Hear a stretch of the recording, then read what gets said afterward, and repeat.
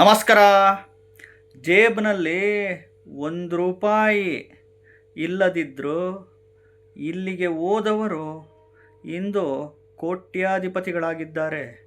ಖಂಡಿತವಾಗ್ಲೂ ಅತ್ಯಂತ ಶ್ರೀಮಂತವಾದ ಗಣಪತಿ ದೇವಸ್ಥಾನ ಇದು.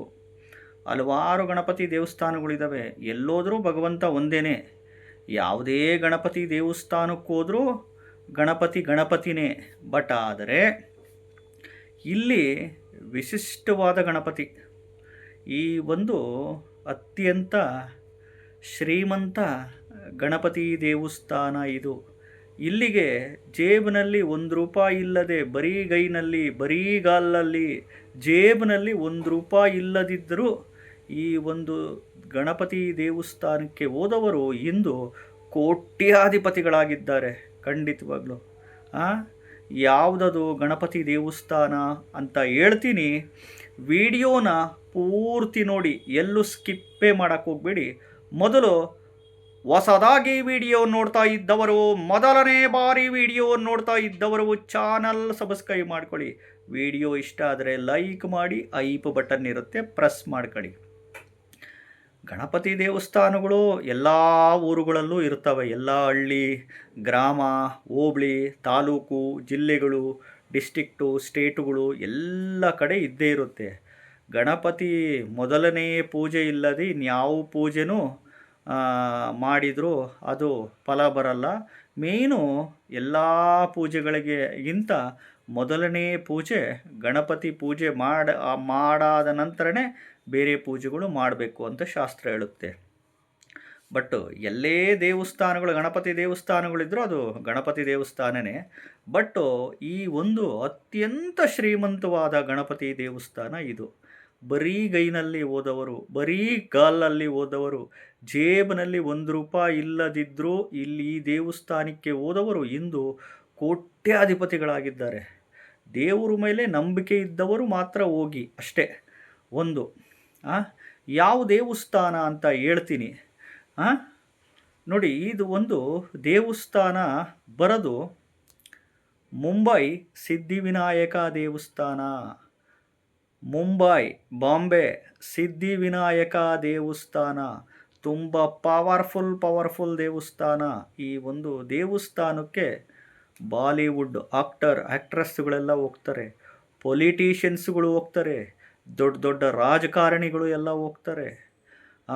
ಜೇಬಿನಲ್ಲಿ ₹1 ಇಲ್ಲದೆ, ಬರೀ ಗೈನಲ್ಲಿ, ಬರೀ ಗಾಲಲ್ಲಿ ಹೋದವರು ಇಂದು ಕೋಟ್ಯಾಧಿಪತಿಗಳಾಗ್ಬಿಟ್ಟಿದ್ದಾರೆ ಮುಂಬೈನಲ್ಲಿ.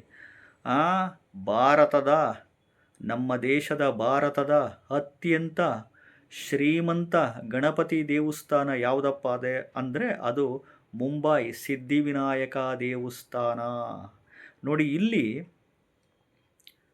ಮಂಗಳವಾರ ಸಂಕಷ್ಟರ ಚತುರ್ಥಿ ಬಂದಾಗ ಹೋಗಬೇಕು.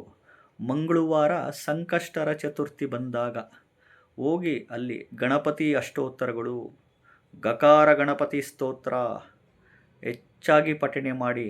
ಇಷ್ಟಾರ್ಥಗಳು ಸಿದ್ಧಿಯಾಗುತ್ತೆ, ಅಂದುಕೊಂಡಿದ್ದು ಈಡೇರುತ್ತೆ. ಅಲ್ಲ ಗುರುಗಳೇ, 100 ಜನ ಹೋದರೆ 100 ಜನಕ್ಕೂ ಒಳ್ಳೆಯದಾಗ್ತದ? 100 ಜನದಲ್ಲಿ ಹೋದರೆ ಅಟ್ಲೀಸ್ಟ್ ಒಂದು 50ರಿಂದ 60 ಜನಕ್ಕಂತೂ ಖಂಡಿತವಾಗ್ಲೂ ಒಳ್ಳೆಯದಾಗೇ ಆಗುತ್ತೆ. 100 ಜನ ಹೋದರೆ 50ರಿಂದ 60 ಜನಕ್ಕಂತೂ ಖಂಡಿತವಾಗ್ಲೂ ಒಳ್ಳೆಯದಾಗೇ ಆಗುತ್ತೆ. ಯಾಕೆಂದರೆ ತುಂಬ ಪವರ್ಫುಲ್ಲು ಮುಂಬೈ, ಬಾಂಬೆ ಸಿದ್ಧಿವಿನಾಯಕ ದೇವಸ್ಥಾನ. ಅದರಲ್ಲೂ ಈ ಮಂಗಳವಾರ ಸಂಕಷ್ಟರ ಚತುರ್ಥಿ ಬಂದಾಗ, ಅಂಗಾರಕ ಸಂಕಷ್ಟಿ ಅಂತೀವಿ, ಇಂಥ ಟೈಮಲ್ಲಿ ದರ್ಶನ ಮಾಡಬೇಕು ಹೋಗಿ. ಯಾಕೆಂದರೆ ಇದನ್ನು ಬಲಮುರಿ ಗಣಪತಿ ಅಂತ ಕರೀತಾರೆ. ಬಲಮುರಿ ಗಣಪತಿ ಸೊಂಡ್ಲು ಬಲಕ್ಕಿದ್ರೆ ಲೋಕ ಕಲ್ಯಾಣಕ್ಕೋಸ್ಕರ ಒಂದು ಒಳ್ಳೆಯದು ಮಾಡುತ್ತೆ ಅಂತ ಹೇಳುತ್ತೆ ಶಾಸ್ತ್ರ. ಬಲಮುರಿ ಗಣಪತಿ ಅಂತ ಪವರ್ಫುಲ್ಲು ಗಣಪತಿ ಇದು.